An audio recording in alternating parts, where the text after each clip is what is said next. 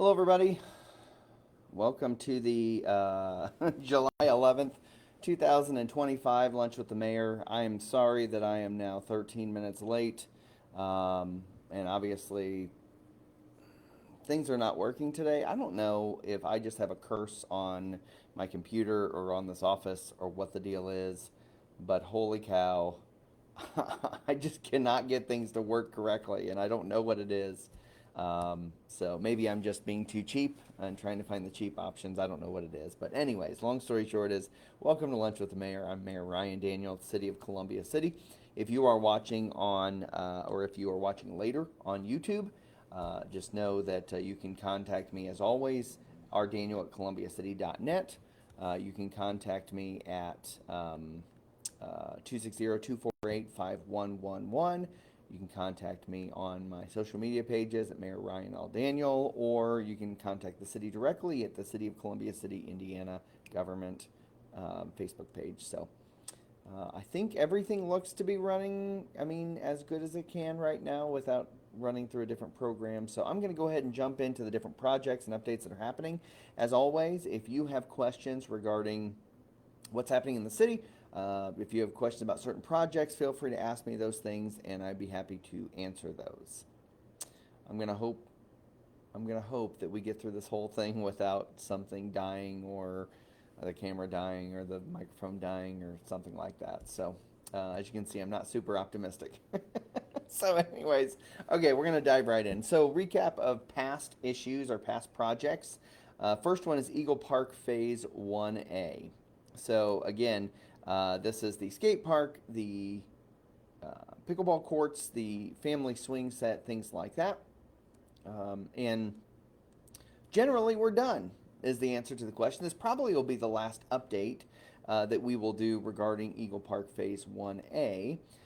But we do have a few dead trees. I've been contacted by some of you that there are a few dead trees around the skate park.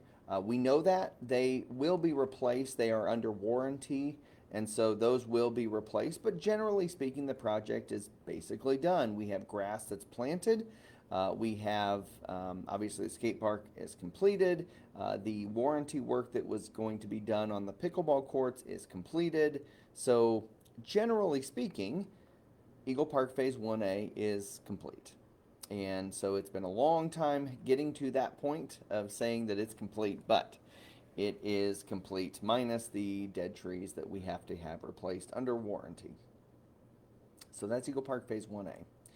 As you may know, or as I've talked about in the past, Eagle Park Phase 1B is a outdoor amphitheater with some sidewalks and some other things in there as well. That is, we are planning that right now. We don't know when that project is going to take place.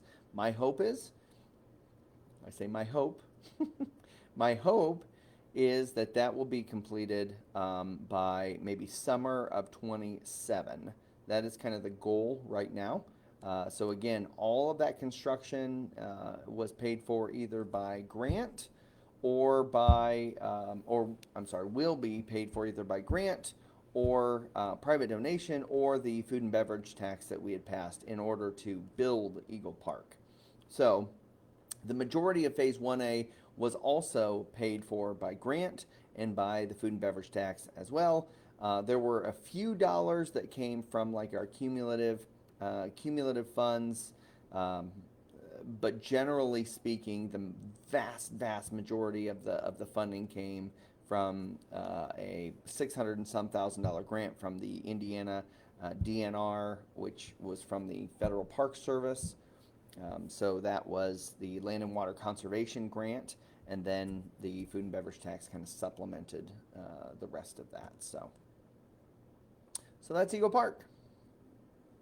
Have seen a lot of people utilizing Eagle Park. I hope you're enjoying it. My family's been over there a couple of different times to enjoy it as well. So I'm really proud of that park. I'm really proud of our community and how they've utilized that park, I think, in a really good way. And I think maybe the other thing to note is in a couple, maybe 2 council meetings ago, our city attorney had mentioned that somehow she had met with or discussed or something, had came in contact with a fairly well-known, I guess, national skater or whatever, who had actually been by our skate park and had said that our skate park is probably one of the best he's seen, not only in the state, but even potentially in the nation, especially for a city our size. So I thought that was a really cool thing to hear. I thought that was a really great thing. So anyways, long story short is that's pretty much done. Connie says, speaking of trees, there's some dead trees on South Main Street, and they are sidewalk trees. Okay. Was that near the new, where the new sidewalk's been put in? Or is that, if you could give me a general range of where on South Main Street? Is it near Spencer Street? Is it near Ellsworth? Is it near, is it further down by near Speedway? Or where is it, Connie? If you could let me know, then I'll take a look at it and we can see if they are street trees, which the city kind of maintains or helps maintain, or if they are private trees. Okay. Next up in the recap of past issues is the Next Level Trails grant. So again, you know, work is continuing on our trail extension down to the Whitley County Consolidated Schools, or the high school property, if you will. It is sort of open for traffic, but we've seen a lot of people utilizing it, which is great.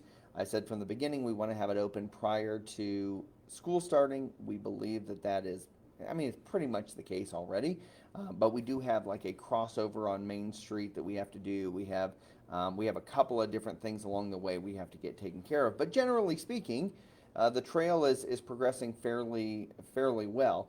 Now, I will say that in a previous Lunch with the Mayor program, I did talk about the idea or the issue where we believed we were going to have to, the contractor was going to shut off Main Street, so it was only going to be a one-way, or a one-way, if that makes sense. So it'll be like one way going north, and then the light will turn red for the northbound people, and then the southbound people will then get to go, and it's kind of a one-lane road.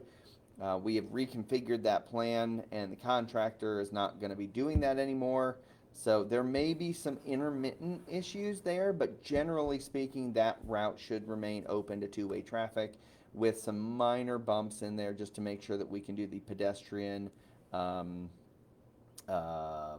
pedestrian island is what it's called, in between the northbound and southbound lane of Main Street, so people can safely cross over. So there is some work obviously happening there near Dairy Barn, and so I would say Dairy Barn is still fully open. So if you shop at the Dairy Barn, if you get gas at the Dairy Barn, please continue to patronize them.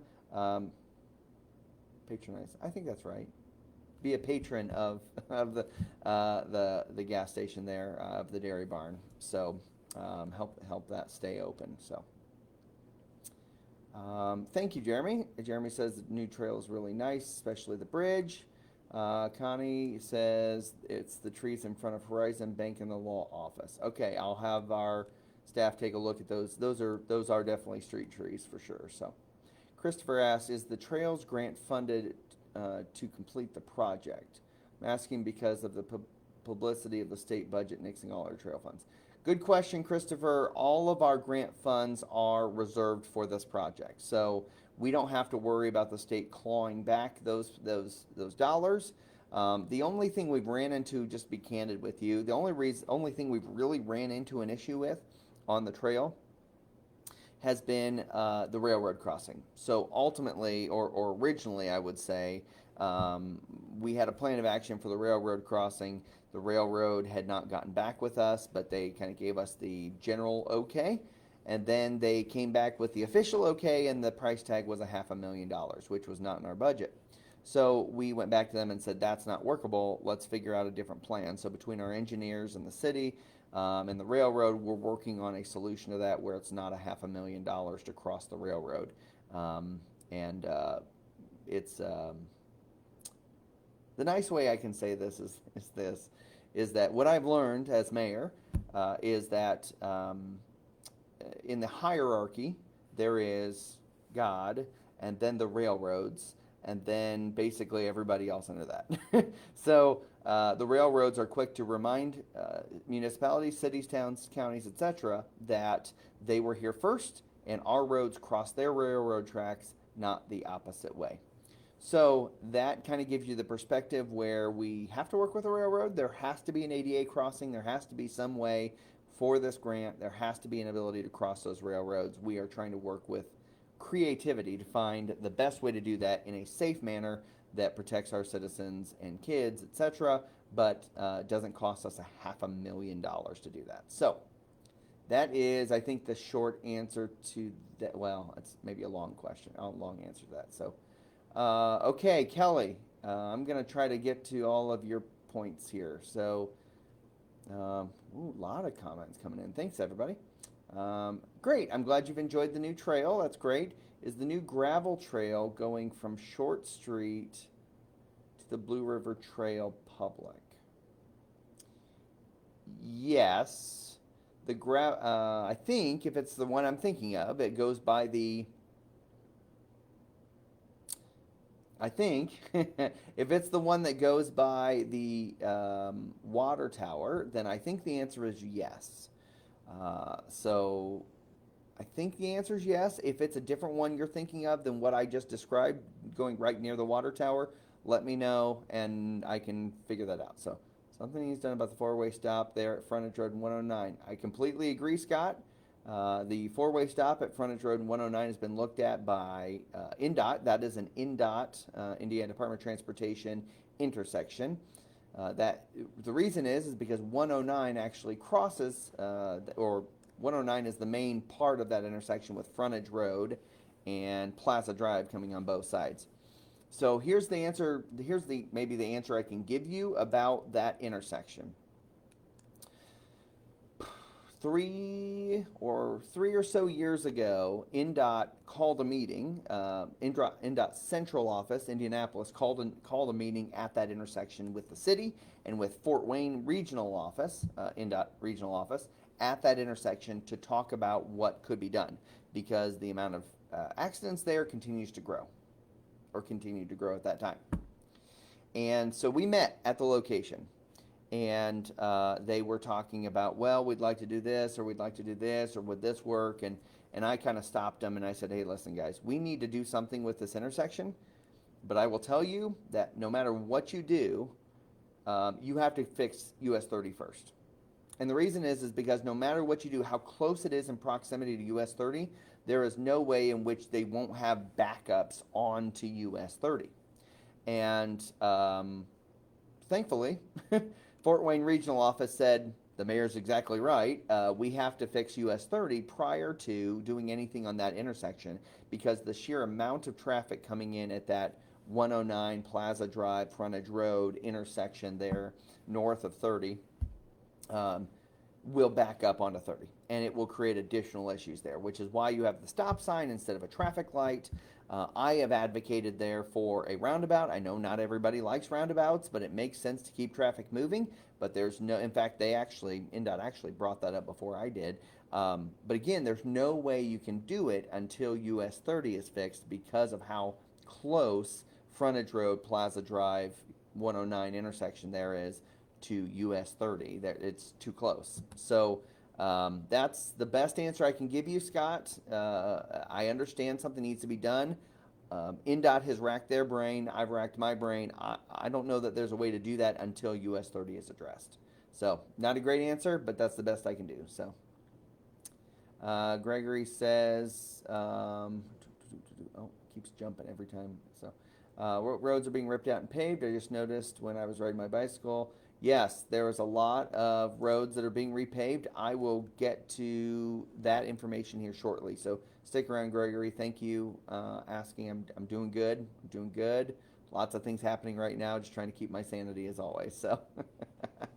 So, Kelly says the trail goes between AccuTool and RDC. So Robert Dietrich, I'm assuming. So let me take a look at that, Kelly, and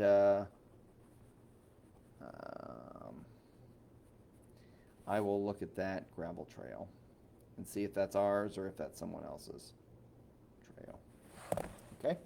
I'm not sure it's ours, but I will double check here. Okay.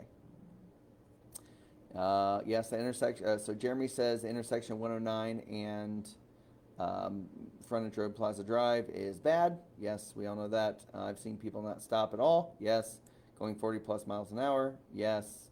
Only a matter of time before a really bad accident happens. I agree 100%, Jeremy.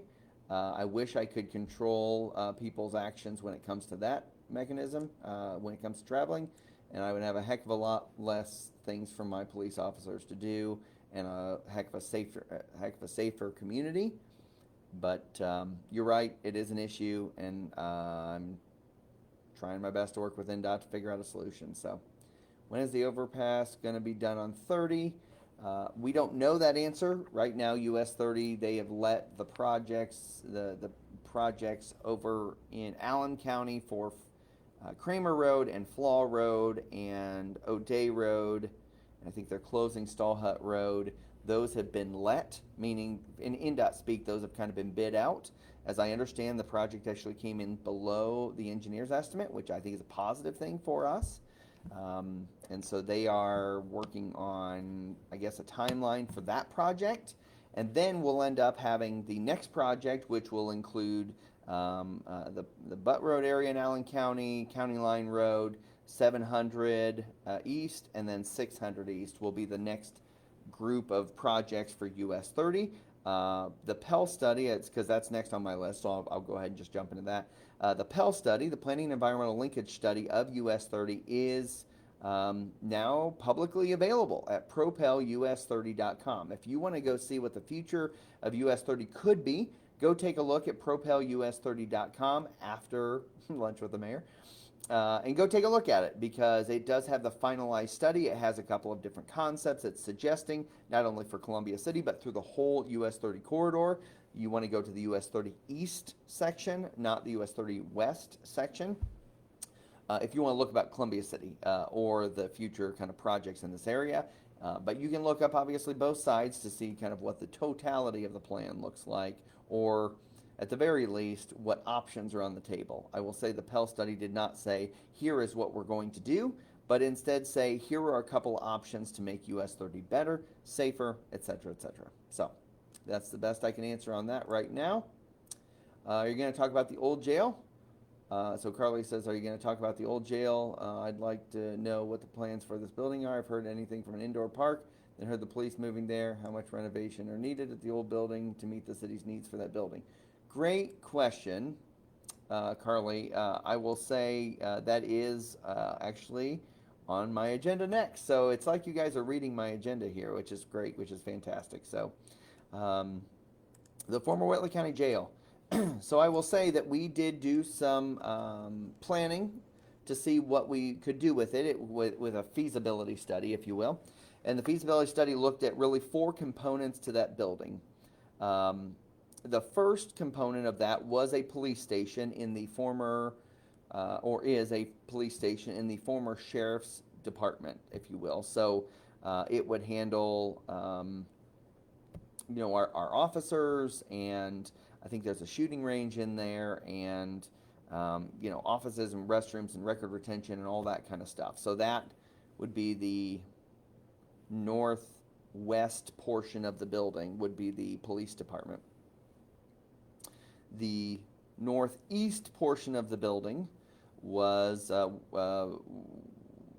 which was kind of the, there were some like administrative offices and the kind of conference room and some things like that were used by inmates and by jailers and stuff.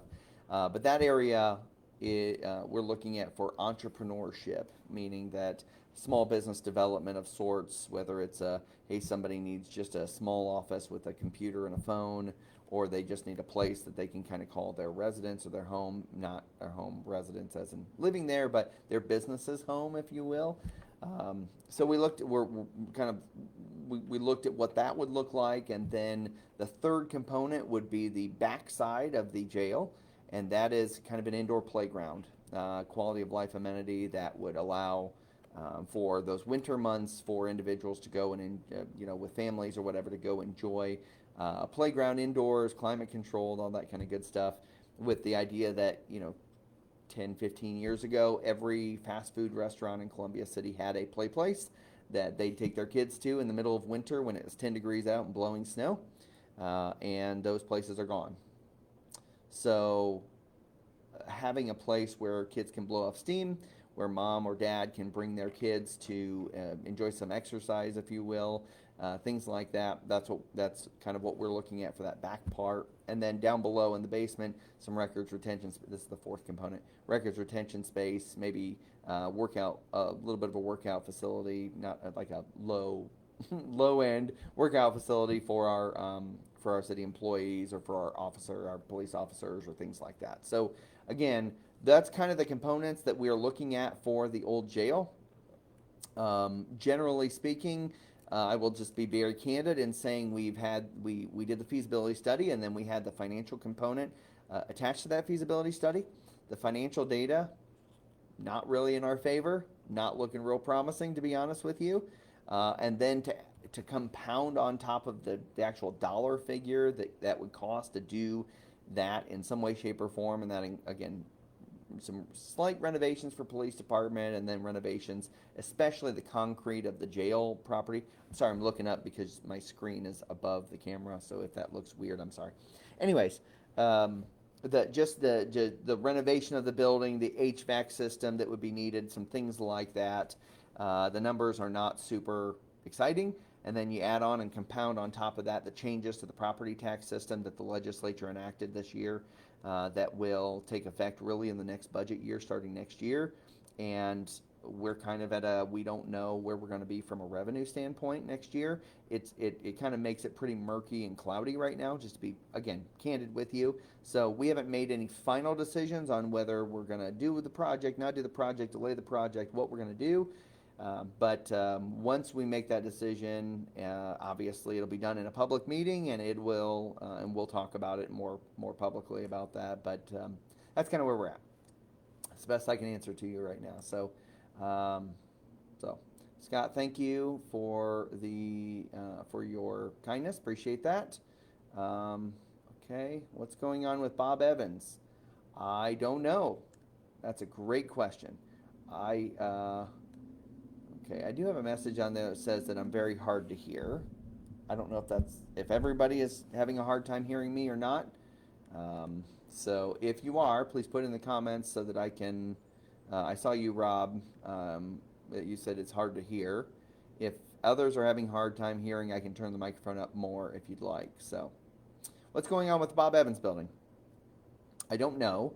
Like I said, I think on the last lunch with the mayor, as I understand, there was a kind of a oil and lube type station that was looking at building there. It may still happen. I really don't know. So when I hear something, you'll probably hear something, but that's probably the best answer I can give you, Scott, on Bob Evans. Gregory asked, when will the Blue River Trail, when it's going to be completed next to Radio Road? And then also has a question about the jail and taking the cell bars out. So the trail, we're hoping to be mostly, if not completely completed by the beginning of school. So we're about a month away, give or take. We have a few things to do, like I said, more toward the Main Street area, but generally speaking, the trail pretty much from the railroad, that's the other part of it we got to get done, but from the railroad over to the school is basically completed. As for the bars in the jail cells, they didn't really have bars. I mean, they do have some, which, again, you may or may not know that, but they, it really is the big heavy doors that they have and things like that. So I don't know the answer to your question. I'm sorry. So do I know what the biggest tall part of the jail is on the southwest side of the building? I don't know if that's the basketball court or what that is, Gregory. So I'm sorry I can't answer you any better than that. So, yeah. Indoor playground would be a good thing as long as it was affordable for everyone. Yes, Tammy, I think so regarding the indoor playground, if we decide to do the project, the playground, we've looked at a couple of different finance models, whether it be something we could bond for purely out of tax dollars, or whether it's something we could charge admission for, or what that would look like. I'm wondering if maybe it would almost be a hybrid, sort of like what we do at the Aquatic Center, where um, we give discounts for annual passes, and gosh, it was $5 to get in per day for 18, 19, almost, gosh, 7 or 8 years, I think. And now this year was the first year we raised the Aquatic Center daily rate up to $7, purely because everything is costing a bajillion dollars more for chemicals and everything else. So, yes, I hear you. Okay, hear you fine. Hear you fine. Good information. Okay. Okay. So I don't know, Rob, if it's something with your speakers or what, but it looks like everybody else can hear me pretty well. So thanks again, everybody. By the way, we're hitting some great viewer numbers today. So I guess my technological issues were maybe good in this case. So thanks everybody for tuning in. As always, keep giving me your questions here. I'll get back to them. I do want to get a couple of things accomplished in my question or my kind of my agenda, and then I'll get back to questions. I promise. So. Reminder to sign up for Rave notification alerts. If you've not signed up for Rave, then you probably haven't known all the things that are happening in the city. So if you go to our main webpage, columbiacity.net, on the very front page there, you can go and sign up for Rave notifications. That's notifications go directly to your text messages or your email box. You can even get phone calls that give those notifications. But sign up for meetings, sign up for lunch with the mayor, sign up for Aquatic Center or baseball and softball, or even road closure notifications when we're notified by the contractor. So that's something I would really encourage you highly to do. Comprehensive plan update, please complete the online survey. We have, my hope was today, if I was going to use my normal videotape, my video program, at this moment I was going to pop up the website and the QR code that you could just click, or you could go back to or type in on another screen or whatever the case is. But I will share that comp plan update website later. But basically, we need more responses on the online survey. I think we're up to like 400 and some answers to the survey, which is good. But in our last comprehensive plan in 2015, we had like 1,300. So we really need to pump those numbers, if you will. We really want to know what people want and think and hope for in our community. And so I'm going to ask and beg, take that survey online. Like I said, I'm going to post it today, later on again. And hopefully we can, if you're willing to share it on your personal page, that we would love to get that too. Appreciate that. So that's good. Junk pickup went really well. We probably will have some potential changes next year, just to give everybody a very long forewarning. I think what we're going to try to do next year is do all junk pickup in 1 week. So we don't have 2 weeks where 1 week we do one side, 1 week we do the other. I think what we're going to try to do is do the whole junk pickup 1 week, and then we don't have junk out for 2 straight weeks and all that kind of stuff. So we're leaning that way. We have not finalized that change yet, but anticipate that happening probably next year. Now for maybe the 2 most hot button issues happening in the city. One is the paving projects and ADA ramps, and the next is the service line warranty program through HomeServe. So let's hit paving first. Obviously, we have 40 some segments of streets across the city of Columbia City that are being paved this year. We got a $1.5 million grant from the Community Crossings Matching Grant Program from the state of Indiana. So we are trying to utilize that to the best of our ability to get all those roads milled and paved.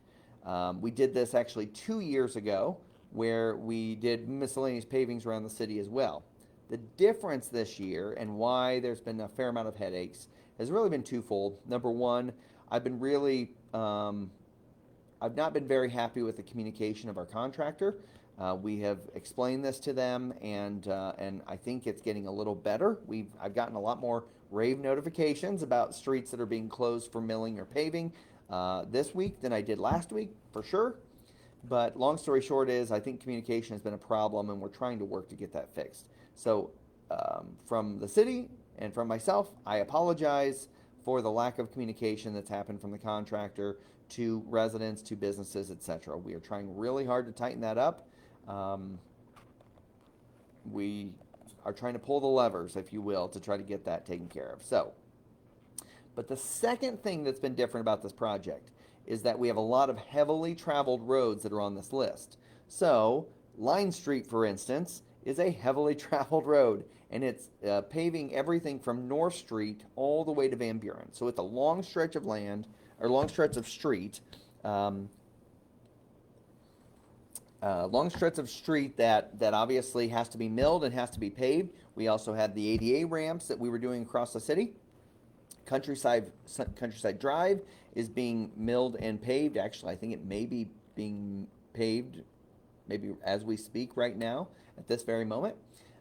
We had Plaza Drive that was a complete challenge. I was going to use a different word, but a challenge. Let's see, I think it was this Monday? This past Monday? I think it was this past Monday when I'm recording this. So I understand. Listen, I was stuck in a 20-minute line sitting in front of Walmart myself trying to get out on Armstrong Drive. So know that even your mayor didn't get special privilege to get out of there. So I know it's been inconvenient, okay? I know there's been challenges. I know that there's been a lot of paving issues and communication issues, and it's been an inconvenience, okay?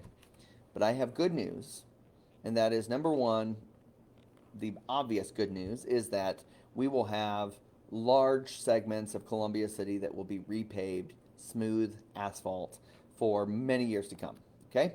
Second is that they are hoping that all paving will be completed by the end of next week. So that would be the week of, what is that the week of? My computer's being slow. But that would be the week of, we're hoping that everything will be done by July 18th. I cannot promise that because weather plays a factor, but I'm hoping everything will be done by the 18th, okay? So stick with me on that. I apologize for the inconvenience. The end result will be worth it. I know there's been some questions directed at me as to why we're paving this street or why we're paving this street or this is a waste of money or things like that. I would contend it is not. There is every year we do a inventory of every street segment in the city of Columbia City. Our street superintendent and supervisor go through and they do every single segment and determine what is the most needy, what is the streets that have the biggest alligator cracking, pothole issues, sinking, other issues like that, and they put that on the list. So while you may not believe that that segment of road needs to be paved, I'm going to trust the people who have been, handling our city's roads for the last 30 some years plus, and what they think needs to be paved. We do not want to blow money on projects that don't make sense, especially in an environment where money is tightening up. But we're going to do what we think is best for preservation of pavement long term. Okay? So I'm going to pause there before we go to the next subject and try to get to some of these things. Eagle Park phase. So Gregory asked, Eagle Park phase is being delayed. We are not delaying any phases currently. We don't really have a timeline for those phases, so there's really no delaying in it. But that's the hope as we can get going on the next phase. Hopefully maybe next year. Is there an ETA on when the lead lines are going to start being replaced? We have actually already started some of the lead lines, but not the homeowner portion of the lead lines. We're still doing the inventory. Last month's lunch with the mayor had I had the GLOW team, the Get the Lead Out team, if you will. They actually were in town last week, I think, either last week or early this week, going door to door in those areas where we didn't have good data and hanging door hangers. So if you got a door hanger, please contact GLOW, things like that. Try to help us get that information so that we know kind of where our lead lines are and what that cost is. We have no clue regarding the average cost to homeowners, Karen. So I wish I had that. I wish I had that information to you. I don't right now because we don't even know what the broad scope of the lead line issue is in the city. We're still trying to hone in on that. So can you get with the owner on fixing his entrance to KFC? I'm happy to send them another. So Scott asked about the entrance to KFC. I will be happy to send them another letter and encourage them to really review it. I will tell you there's a bit of a squabble historically between them and Taco Bell, because Taco Bell, I guess, officially and unofficially, is a part of that drive, but it's not their property. So I will try my best to get something done there. I know it's an issue. It is consistently an issue. They did repave it a couple of years ago. I'm going to say maybe 6 to 8 years ago. Obviously, it's an issue. So thank you for doing the survey, Susie. Okay, Brian. Well, the community service can't do that on private property. I understand your frustration. I unfortunately I have to care who owns it because we can't go on public property or private property and do that. But I understand your frustration, and like I said, I'll send a letter. So, does a recycling center take dishwashers for free? Seth, I'm not 100% sure on that. I should know that, but I'm not sure. You can contact the recycle center. Let me get my thing out here. You can contact this solid waste district at 248-3132. Again, 248-3132. Solid waste district. They can help you answer that question actually pretty quickly. So,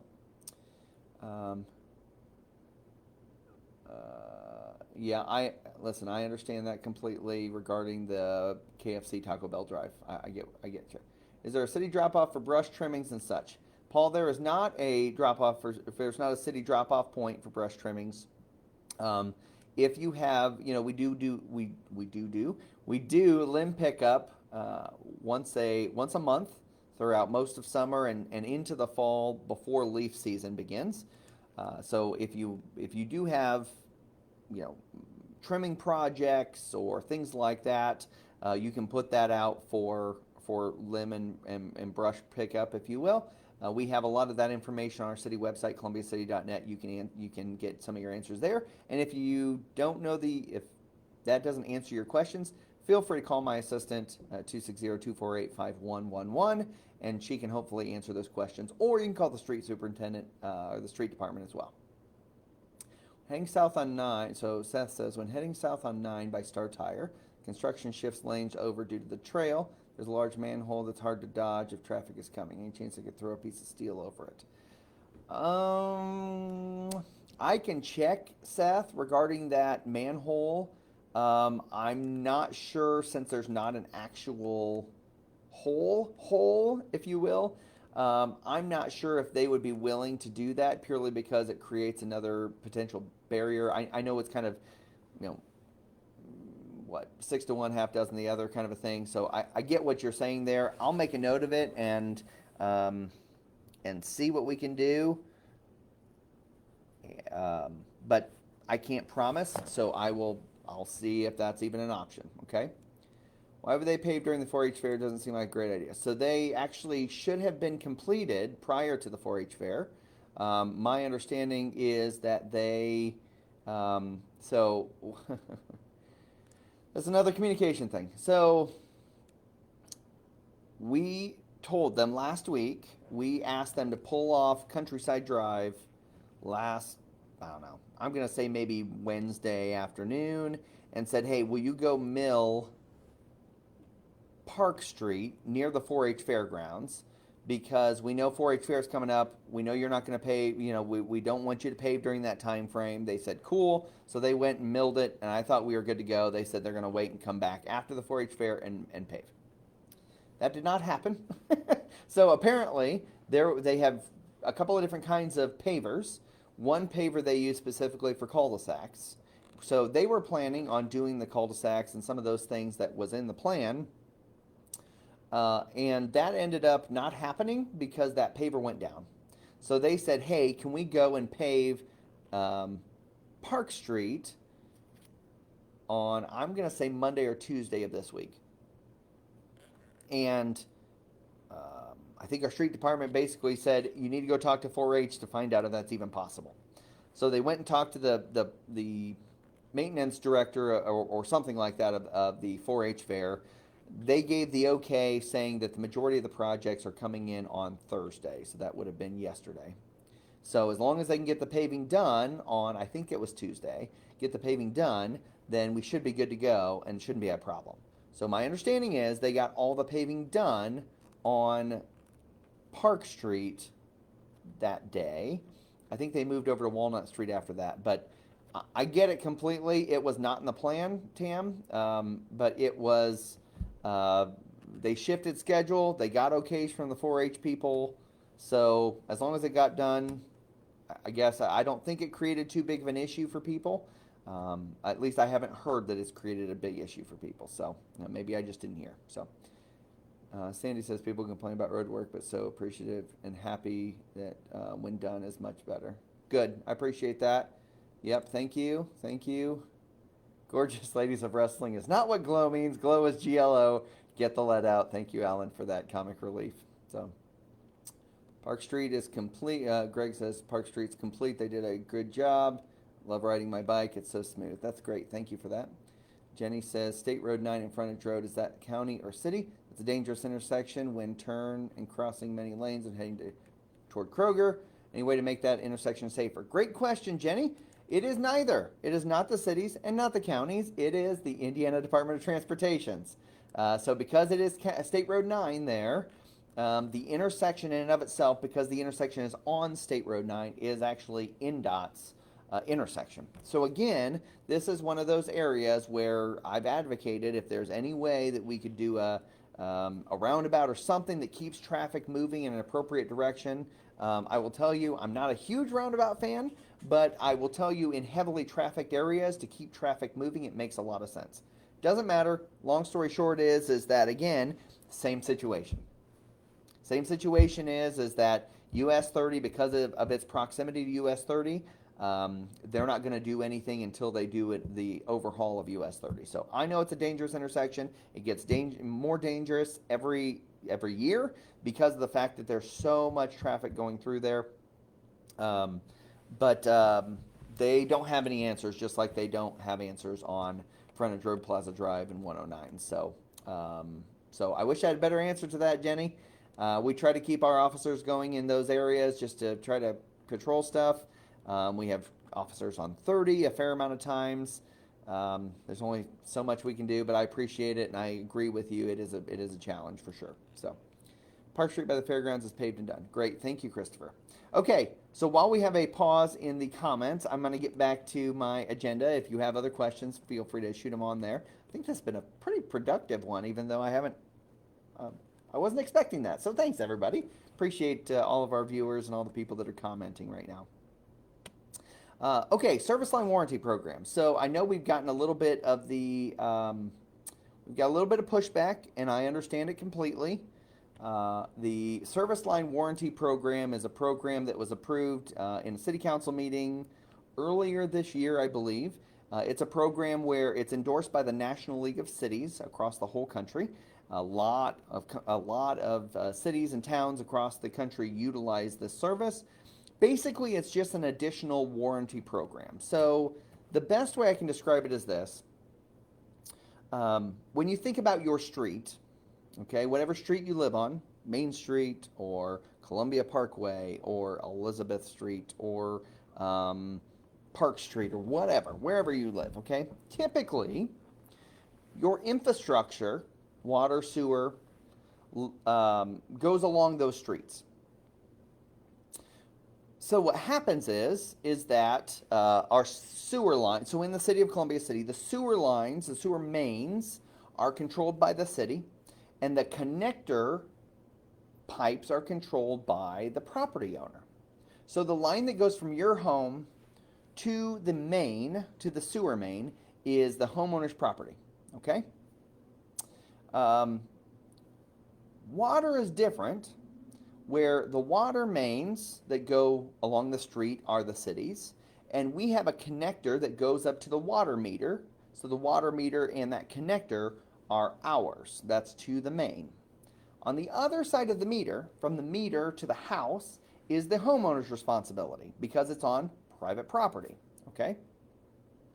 So the dividing line basically for water is the meter, and the dividing line for sewer is anything basically from the sewer main up to the house. So the sewer main's the cities, but everything up to the house is private property or the property owner's responsibility, okay? It's been this way for eons and decades and probably centuries at this point, okay? So we were approached by Service Line Warranty Program, which is, again, National League of Cities approved, and they asked, is this possible that we can partner with you basically to provide this as an opportunity for residents? It is not something that's mandated. It's not something you have to take advantage of. It is something that we endorse, if you will. But, I've been told that you can actually add that as a homeowner's a line item, if you will, on your homeowner's insurance. You can do things like that. So you don't have to take advantage of it. You can take advantage of it if you want. It's one of those mainly like, hey, if you want to, great. If you don't want to, just throw it in the recycling and call it a day. We're not out any money for that, if you will. So it's really up to the homeowner. I do understand that the letters may look a little scammy. They're not supposed to, and we did full disclosure. We got review of those letters prior to them being sent out. We looked over them. We didn't see anything that was an issue with them, but they did get sent out. And I know some people had mentioned that they didn't love that it looked like it was coming from the city. The city has endorsed the program, but it's not our program, if that makes sense. So full disclosure is that there is an ability for the city to not recoup, but to get a little bit of a dollar per warranty, but the council has not said that we want to do that or anything like that. It was more important to get information out to the public of like, hey, if you don't have a warranty, here's an option for you. And I'll just, again, I know I'm probably getting myself into a little bit of hot water here. I'm not trying to, but I know there have been a couple of different places in the city over my tenure of 14 years now where a sewer line went down an alley and it was crushed, and they had to spend $10,000+ on repairing that sewer line because it's a private sewer line, right? There was an area, I think, recently on Van Buren Street and on Whitley Street where there was issue with a sewer line as well, right? We've had some issues with private water lines, although that's not as big of a cost usually. It's usually the sewer line that's a bigger issue.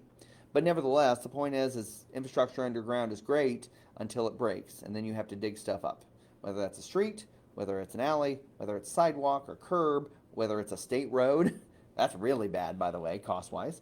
So we just wanted, as the city, to provide an option to residents if they want to do it or not. There's no pressure. It's just another option. So that's the best I'm going to say maybe about the Service Line Warranty Program in full candor and disclosure. So let's see.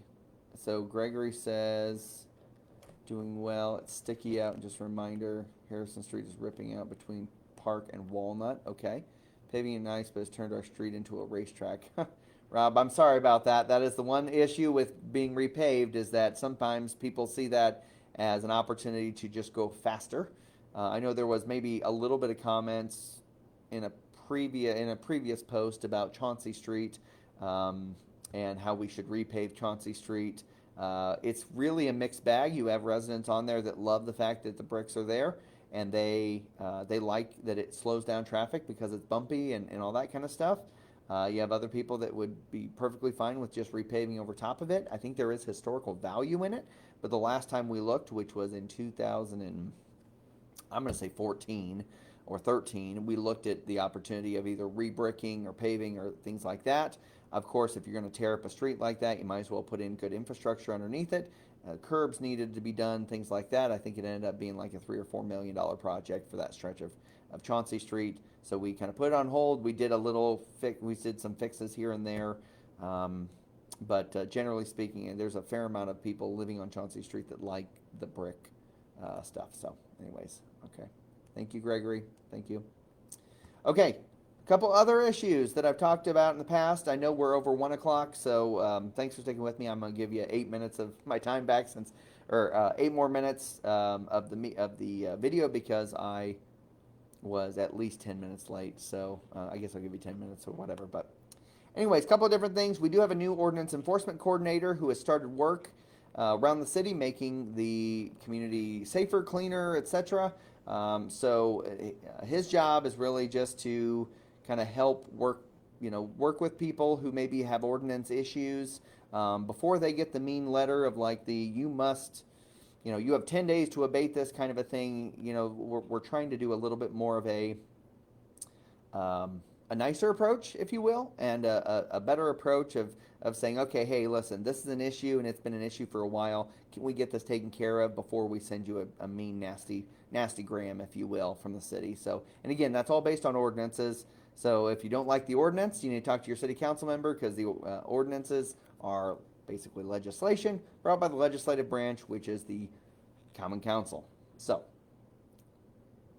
50/50 sidewalk programs are still available. Applications are still being accepted. Go to the street department's website and you can get that information and turn it in. I think we usually accept those to give or take September. So we are starting to get toward the end of that season, or at least maybe on the middle point of that season right now. And again, as I talked about last time, downspout disconnection and rain barrel rebates, we have those programs still in effect. You need to go to the stormwater department's page.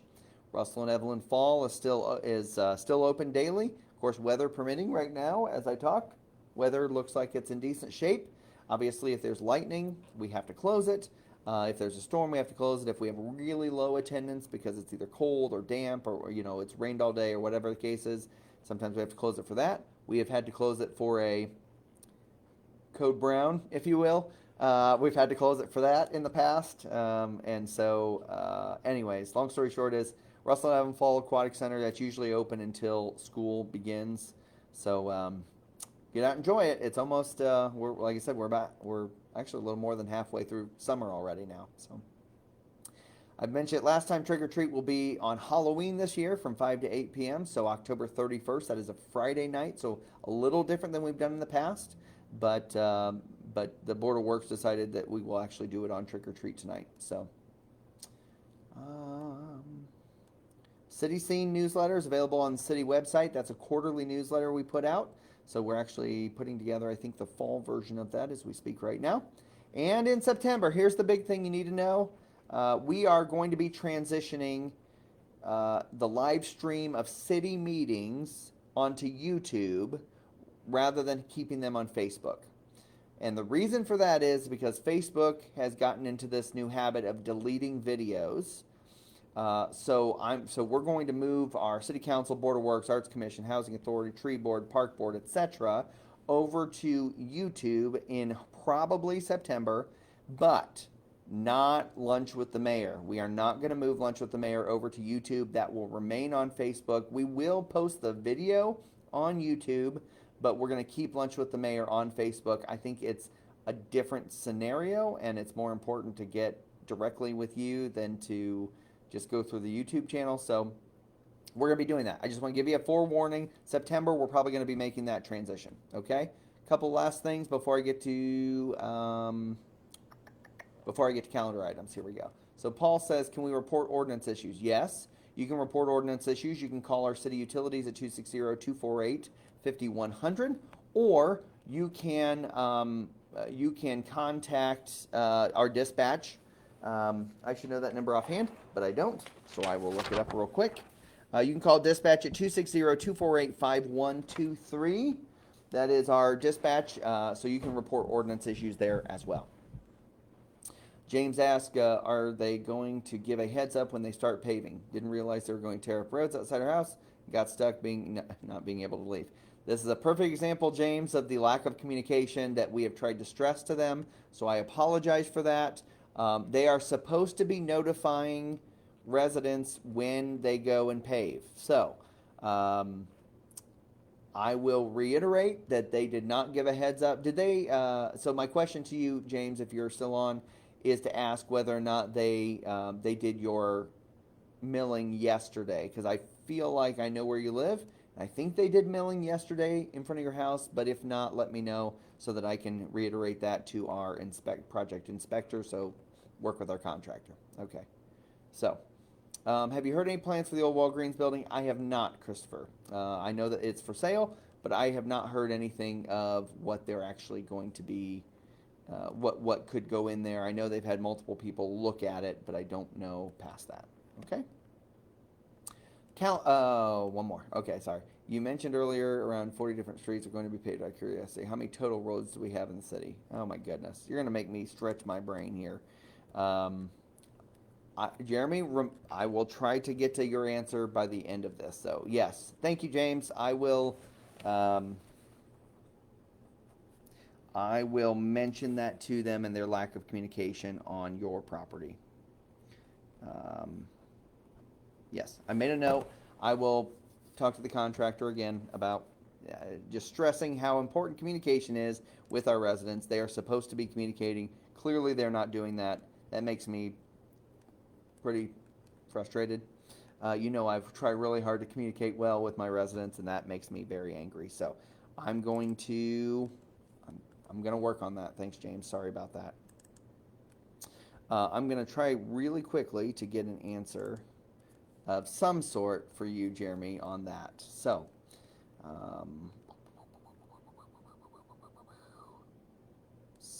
I think I thought I could get the answer, but I'm not sure. I will try to get that at the end of it. Okay, calendar items. Thank you. Calendar items, July 11th through 17th, obviously. We are now in the 4-H fair time frame. So whether you have kids down there, whether you're a adult homemaker, whether you have tractors, whatever the case is, go check out the 4-H fair between now and the 17th. I need to get a drink. I apologize. Okay. July 22nd is our Board of Works and City Council meetings at 5 and 6 o'clock, respectively, here at City Hall. August 1st is the next First Friday event. August 1st and 2nd is the musical Curtains at Columbia City High School. That is a musical named Curtains, not musical curtains, at Columbia City High School by the Herald Company Performers. That is a new drama group, if you will. 7:30 p.m. from a lot of people that you probably know their names. So that's a good one. August 2nd is the Wheels of Whitley County Car Show. That's being presented by the Lions Club and Columbia City Connect from 5 to 8 p.m. Next, Lunch with the Mayor is going to be on August 8th. I will have a special guest, Tad Varga, who is the Northwest District Council member. He will be here with me. August 12th is a Board of Works and City Council, and August 15th is the first day of school for Whitley County Consolidated Schools. Thank you, teachers. Thank you, bus drivers. Thank you, administrators, lunch ladies, paraprofessionals, etc., for investing in our kids. I know as a parent, I am both excited and sad that school is getting ready to start here in about a month. So, August 16th through 17th is the 71st annual Mizpah Shrine Charity Horse Show at the Shrine Horse Grounds. August 21st, Whitley Chambers Birdies Beers and Barbecue Golf Outing at Eagle Glen. That is their annual golf outing. September 1st is Labor Day. City Hall is closed. September 5th is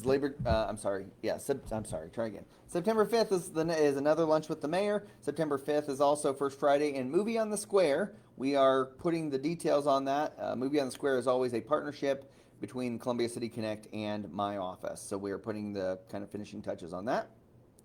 Or not finishing touches. We need to start talking about it. It's been a crazy year. But we will be probably putting out a movie poll in the near future regarding that Movie on the Square. September 6th is the Rotary Dinner and Auction at Eagle Glen Event Center. September 13th is the 9th annual CAM Run Walk 2.8, supporting Riley's NICU bereavement program. And that starts at the Fire Museum. September 18th is the Driving Hope Golf Outing for Mission 25 at Eagle Glen. September 20th is Prism Fest. 27th is Public Safety Festival. And 27th is also the Buckle Bash by the Mizpah Shrine Horse Patrol. So that is a quick and dirty rundown of calendar items. To answer a couple of, thank you, Natalie, coming in the clutch, about 210 streets. I was trying to look up on my street superintendent's report as to his kind of annual report thing of what some of those things. But in any case, nevertheless, Natalie helps me, comes in the clutch there. So, favorite 4-H shake. I'm not sure because I find a new flavor I like every year. I think this year I'm hoping for maybe a peach. I am a sucker for peach, which is funny because I like peach fruit is actually, I'm fine with it, but peach, there's something about peach flavoring that's different. I don't know. I'm weird. But anyways, long story short is I think I'm going to like peach. I've had raspberry in the past. I really like that. But I'll tell you, I know this is not going to come as a surprise to many of you that have known me for a long time, but I am a twist guy. It's really hard to beat traditional twist. Chocolate and vanilla mixed together, man. That's the way to go. So, anyways, but I'm gonna try peach. We'll see, or one of the flavors this year. I know a lot of people like maple. I'm not a big fan of maple necessarily. It's good. It's fine. But yeah. So there you go. So about 20% being paved. If you've done the math and you think it's 20%, then I agree with you, Jeremy. Thank you for that. So peach shake on Saturday. I am well aware of that, Christopher. I appreciate that very much. We're going to try to get down there probably Saturday or Sunday. It just depends. But in any case, I did see the flavor list, and everyone's excited about the 4-H fair shakes. So with that, I just want to thank everybody for tuning in. We've had a fantastic viewership today. I don't know if that's just because, like I said, I had malfunctions earlier today or what the situation is, but I want to thank everybody for tuning in. September 27th, I will write that on my list as well. So September 27th is the, there we go, Farm to Fork Giving Gardens dinner. I'm writing it on my list, so I will remember that for the next time. Thank you. Appreciate that. Lunch with the mayor must be lots on vacation. Yeah. Alan, I hope that if people are on vacation that they're not tuning in to lunch with the mayor. I hope that they're not spending their vacation doing this, and instead they're either on a beach or down at the 4-H week, or I don't know, at a museum or something like that. But anyway, so thanks everybody for tuning in. I will just say, as always, again, enjoy summer. We're at that middle point, if you will. I know it's hot, and I know there's issues. Obviously, it means that we're inside a lot, or you are outside and you really like sun, or whatever the case is. But I appreciate all that you do to make our community better each day, and appreciate that I get to be mayor of our beautiful city. We're going to continue doing everything we can do each and every day to make our community better. And I guess maybe one last thing I would say, I saw something yesterday or the day before, I think it was actually on LinkedIn, and it talked a little bit about how rumors become just full out distrusting, if you will, okay? So I really want to encourage you that seek facts, right? Seek facts and figure out what is truth first. And the reason I ask that is because, there are times where rumors and innuendo and things like that go around our community about me or about the city or what we're doing or how we're spending money or things like that. And I would always ask you, if you hear something funky or you hear something weird or you hear something that just doesn't make sense, before you blast me or us on Facebook or anybody for that matter, local business or a local person or something like that, seek out facts first and just help us to make sure that the truth is out there. I've been really, really impressed, by the way, with so many of you that have answered things on Facebook in general with things that you've learned here on Lunch with the Mayor, or you've heard at city council meetings or things like that, which is why I love doing these programs, because you get to hear from the horse's mouth, if you will, right? That you get to hear the information directly from your mayor. And I hope you enjoy this time as much as I do. I really enjoy it outside of the technological issues that for some reason plague this program. But nevertheless, I appreciate you tuning in, and thank you so much for what you do. As always, you can contact me at my office, rdaniel@columbiacity.net. You can go to my Mayor Ryan L. Daniel Facebook page. You can go to the City of Columbia City, Indiana government Facebook page. You can call my office, 260-248-5111, or our city utilities, 260-248-5100. You can stop in our office during normal business hours, which is usually roughly 7:30 to 4.